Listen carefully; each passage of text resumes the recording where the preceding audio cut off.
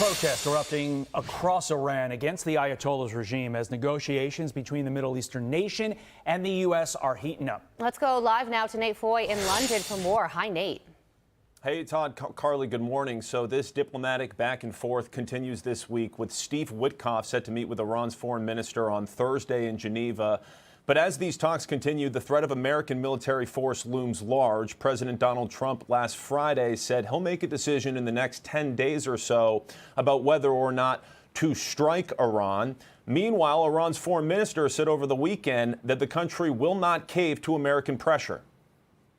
If they want to find a resolution for Iran's peaceful nuclear program, the only way is diplomacy.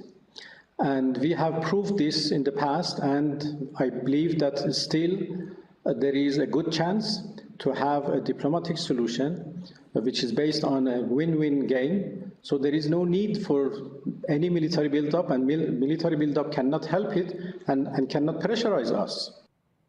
So there's reportedly a couple options on the table for President Trump if negotiations don't go well. Trump may order a limited military strike to gain leverage and force a deal, or he could use a more broad campaign that aims to threaten the regime led by the supreme leader, Ayatollah Ali Khamenei.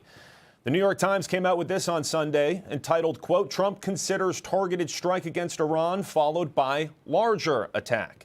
And as you mentioned, the negotiations play out amid renewed protests in Tehran, where thousands of people have been killed since January. Last Thursday, in fact, was the biggest day of protest since January 11th. So tensions are high, a big week ahead. We mentioned the talks on Thursday. And then after that, U.S. Secretary of State Marco Rubio will visit Israel and meet with Prime Minister Benjamin Netanyahu on Saturday.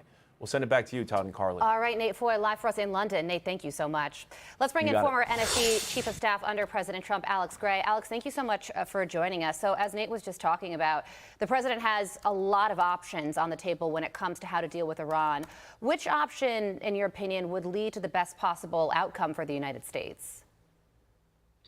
Well, thanks for having me, Carly. I think the best outcome for the United States here is the president uses a surgical strike to go after the missile program, the terrorist proxies, keep them from reconstituting. I really do worry, and I know the president, just based on his history and what he's said for the last 10 years, shares this concern, is that if we go in and we do something more comprehensive, we're potentially going to get dragged into something we can't control. And so I think a strike that is tailored, surgical, targeted, and is very much focused on taking out the most dangerous elements of the regime's tools is most in the interest of the United States. When it comes to a potential timeline, Marco Rubio is going to be in Israel this week. Does that give you any indication of if a strike does take place, when it would be? I can imagine they wouldn't want that to happen when the Secretary of State is in the region. Well, I think that's right. And this is the great part about what the president has done in terms of this huge armada and huge toolkit that he's put in the region, is the president really has a lot of flexibility, and that flexibility in terms of when he would use it, whether it's after the secretary leaves, a week after that, a couple days after that, the Iranians have no idea.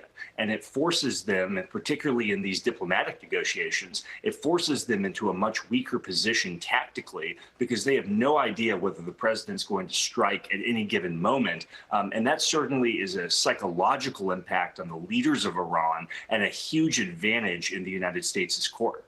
Okay, so there's this uniquely detailed article in the New York Times about what's going on inside Iran right now, and it says that Iran is operating on the basis that a U.S. military strike is inevitable and imminent, and they go on to say the country has positioned its ballistic missiles so that they could hit Israel, and it also says that they are along the southern shore of the Persian Gulf within range of American military bases. So if this limited strike does take place that the president is weighing and you say could lead to the possible best outcome for the United States in the end, I mean, there is that risk to our military bases in the region. So how should we contend with that, and how concerned should we be about that? Well, we should be concerned. The Iranians are certainly not 12 feet tall, like some in Washington have made them out to be. But the Iranians, as we saw during the Soleimani strike, where they retaliated against U.S. troops, and they actually severely injured with traumatic brain injuries a number of U.S. troops in early 2020. They have capabilities, and they certainly in last year they retaliated against Israel, and they sent a barrage of missiles, and Israelis were hiding in bomb shelters because of the Iranian retaliation. That said, the retaliation is, I think, can be contained, and that's why we've sent THAAD missiles and Patriot batteries to the region to protect our installations. The Israelis, of course, have Iron Dome and other capabilities. So I think this is all containable for a limited strike. We just have to make a decision about what's in our best interest, as I said, Carly, and I think that's a targeted surgical strike, and retaliation can be dealt with.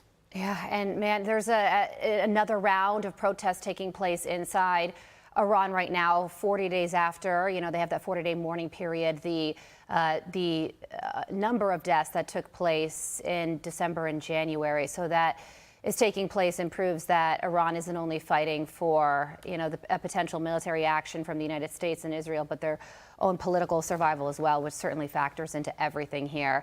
We do have to leave it there. Alex, thank you so much for joining us. We're certainly going to talk to you in the days ahead.